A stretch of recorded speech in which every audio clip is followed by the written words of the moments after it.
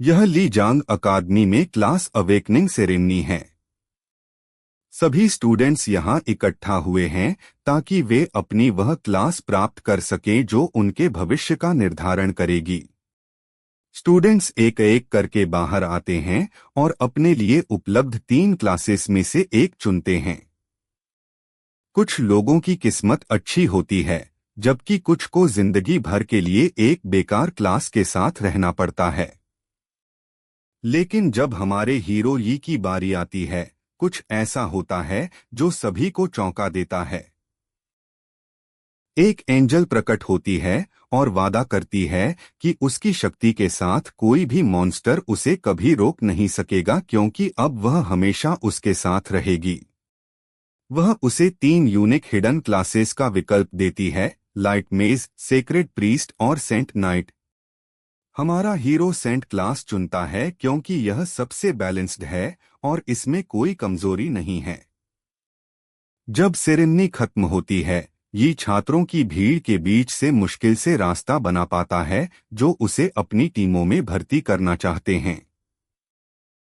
यहाँ तक कि एक टीचर को भी सबको धक्का देकर अलग करना पड़ता है ताकि वह ये को अगले दिन प्रिंसिपल के ऑफिस में एक महत्वपूर्ण बिजनेस प्रपोजल पर चर्चा करने के लिए बुला सके।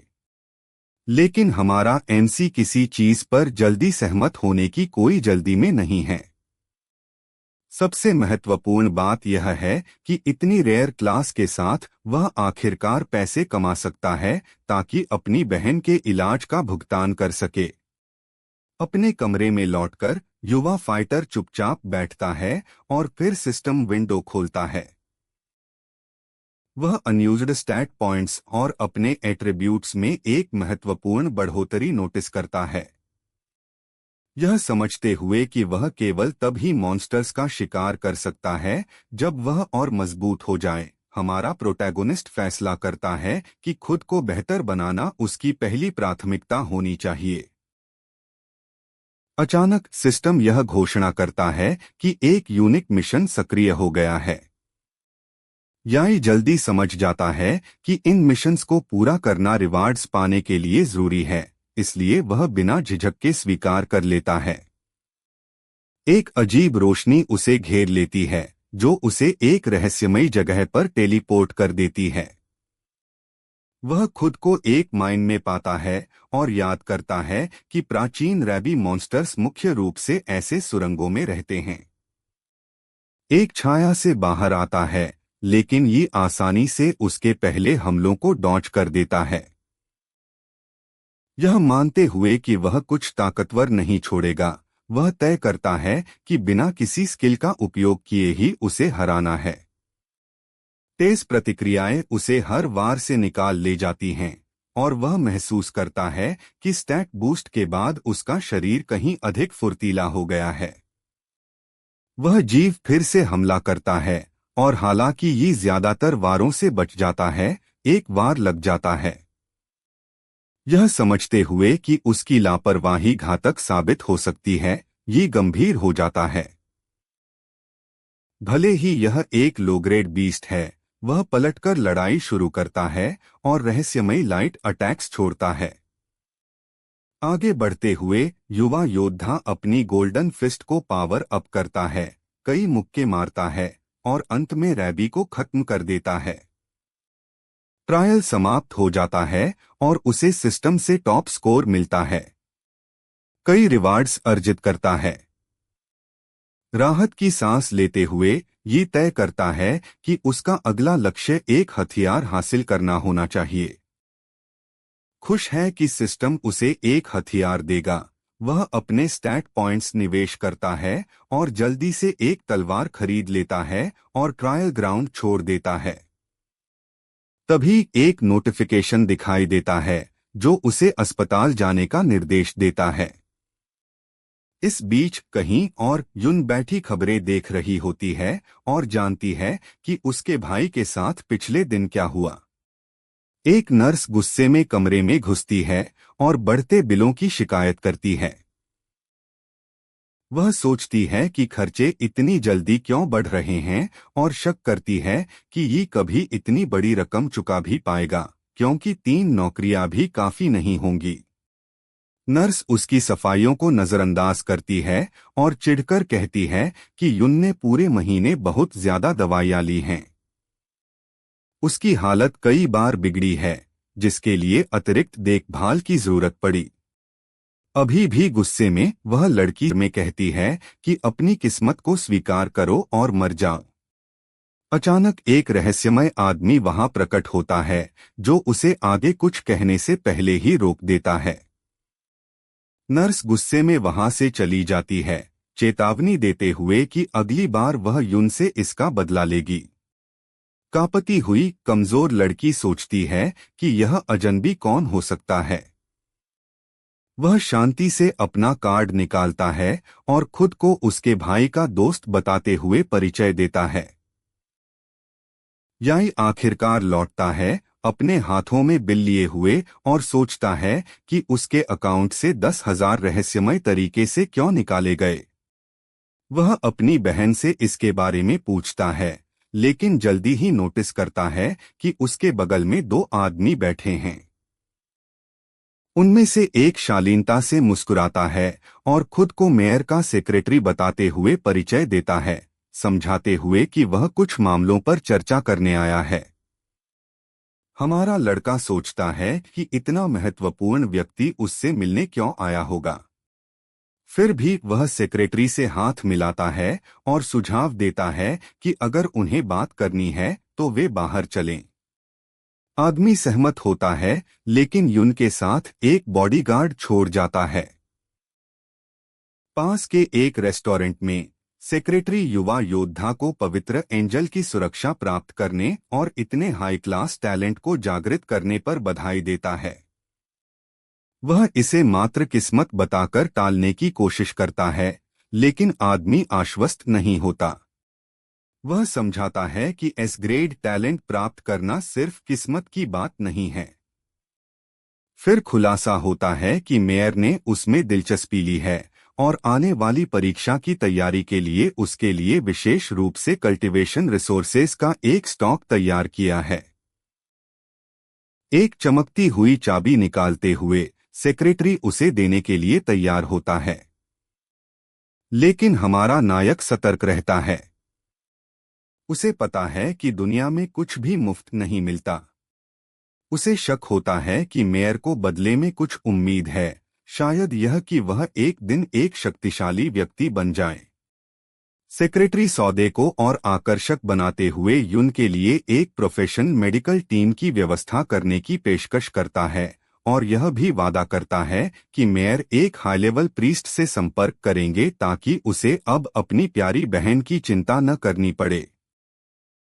वह पहले झिझकता है, लेकिन अपनी बहन के खातिर ही सहमत हो जाता है। बाद में वह युन से मिलता है। जब वह उसकी उपलब्धियों के बारे में सुनती है तो उसकी आंखें उत्साह से चमक उठती हैं। वह कहती है कि वह एक एक्सेसरी की तरह उससे चिपकी रहना चाहती है, क्योंकि वह देखना चाहती है कि वह शिखर तक पहुंचे।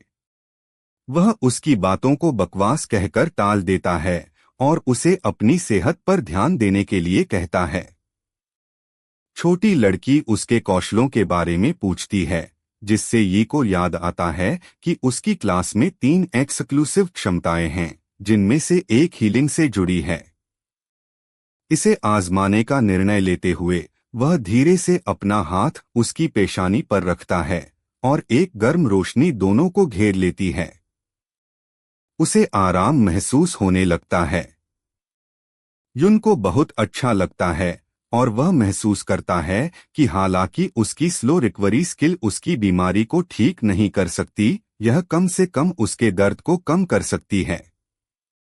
अगले दिन ये हेडमास्टर से मिलता है, जो उसे बताता है कि कई यूनिवर्सिटीज लगातार उसे भर्ती करने की कोशिश कर रही हैं। टॉप 10 यूनिवर्सिटीज के 4 टीचर्स मौजूद हैं और बूढ़ा आदमी उम्मीद करता है कि वह जितने फायदे संभव हो उतने के लिए बातचीत करेगा। वह जोड़ता है कि ये टीचर्स सभी लेवल 35 के हैं, इसलिए उनमें से किसी को भी चुनना एक उज्ज्वल भविष्य की गारंटी है। याई सोचता है कि वे किस यूनिवर्सिटी का प्रतिनिधित्व करते हैं और हेडमास्टर उनके नाम बताता है, लेकिन उसे पता चलता है कि टॉप 3 के नाम गायब हैं। इसका कारण सरल है। वे स्कूल केवल टैलेंट के आधार पर भर्ती नहीं करते। छात्रों को परीक्षाओं में भी खुद को साबित करना पड़ता है। हेडमास्टर उसकी एंट्री की घोषणा करता है और ये विनम्रता से झुककर नमस्ते करता है। टीचर्स उसकी शक्ति के बावजूद उसकी विनम्रता से प्रभावित होते हैं। टिएन उनमें से एक सीधे मुद्दे पर आता है और 2 मिलियन और 3 exclusive cent night class skill books की पेशकश करता है। एक अन्य कहता है कि यह बहुत कम है और एक और बड़ा ऑफर करता है, जिससे बूढ़ा आदमी चौंक जाता है। मिस जो उनकी ईमानदारी को स्वीकार करती है और तुरंत B class cultivation resources offer करती है अगर वह उसकी यूनिवर्सिटी चुन ले। इस बिंदु पर हेडमास्टर अपना धैर्य खो देता है और यी से इसे स्वीकार करने का आग्रह करता है, जोर देते हुए कि कल्टीवेशन रिसोर्सेज अनमोल हैं। सभी को आश्चर्यचकित करते हुए वह सभी ऑफर्स ठुकरा देता है। महिला पूछती है क्यों, और वह आत्मविश्वास से जवाब देता है कि वह केवल टॉप 3 यूनिवर्सिटीज में से एक में शामिल होना चाहता है। लेकिन चूंकि अन्य रेस भी शामिल हैं, उसके जैसे एक साधारण मानव के लिए उन स्कूलों में प्रवेश करना लगभग असंभव है। टिएन अपना ऑरा जारी करता है, कहता है कि उसे उम्मीद थी कि ये इतना भोला नहीं होगा। वह लड़के की पृष्ठभूमि और टैलेंट मिलने से पहले उसके कठिन जीवन के बारे में जानता है। दबाव उसे हावी कर लेता है, जिससे खड़ा रहना मुश्किल हो जाता है। टीचर्स चेतावनी देते हैं कि भले ही वह टॉप यूनिवर्सिटी में प्रवेश कर ले, उसे उचित ध्यान नहीं मिलेगा और वह नीचे ही रहेगा। ठीक जब वह गिरने वाला होता है, हेडमास्टर बीच में आता है और टिएन से शांत रहने का आग्रह करता है। हालांकि मिस जू नोटिस करती है कि ये कुछ देर के लिए उस शक्तिशाली ऑरा को सहन करने में कामयाब रहा। इससे उसे एहसास होता है कि वह विशेष है। टिएन अपना संयम वापस पा लेता है, लेकिन घोषित करता है कि अब उसे ऐसे व्यक्ति में कोई दिलचस्पी नहीं है जिसमें न कौशल है न सही रवैया। अन्य टीचर्स भी जाने का निर्णय लेते हैं, लेकिन हेडमास्टर उनसे मिस जूयी को वास्तविकता का एहसास कराती है, याद दिलाती है कि उनका देश एलिट्स से भरा हुआ है और मजबूत रेस और प्रतिस्पर्धा के बीच शीर्ष पर पहुंचना कठिन होगा। फिर भी युवा योद्धा उसके गलत साबित करने के लिए दृढ़ संकल्पित है। 1 महीना बचा है और उसे विश्वास है कि उसका सिस्टम उसे जल्दी लेवल अप करने में मदद करेगा। वह घोषणा करता है कि वह निश्चित रूप से टॉप 3 यूनिवर्सिटीज में से एक में शामिल होगा। उसकी आंखों में दृढ़ता देखकर मिस जू को पुरानी यादें ताज़ा हो जाती हैं। वर्षों बाद उसने ऐसी मजबूत इच्छा शक्ति देखी है। वह मुस्कुराती है, उम्मीद करती है कि वह उसकी अपेक्षाओं को पूरा करेगा। 1 महीने बाद एक विशाल एरिना में छात्र चिंतित महसूस करते हैं क्योंकि परीक्षा शुरू होने वाली है। वे डरते हैं कि वे बर्बाद हो गए हैं क्योंकि उनका एग्जामिनर कुख्यात डेमन यांग है। जब वे ही के बारे में बात करते हैं, कुछ लोग उसे घमंडी कहते हैं कि उसने इतने उदार ऑफ्स ठुकरा दिए। लेकिन जैसे ही वह आता है, उसका प्रचंड ऑरा सभी संदेहों को शांत कर देता है। वह पूरी तरह से बदल चुका होता है। दरवाजा चमकने लगता है, परीक्षा की सारी जानकारी दिखाते हुए।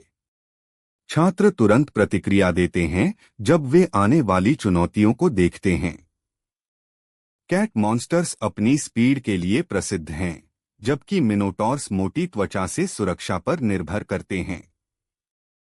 केवल 5 लोगों को एक पार्टी के रूप में प्रवेश करने की अनुमति है।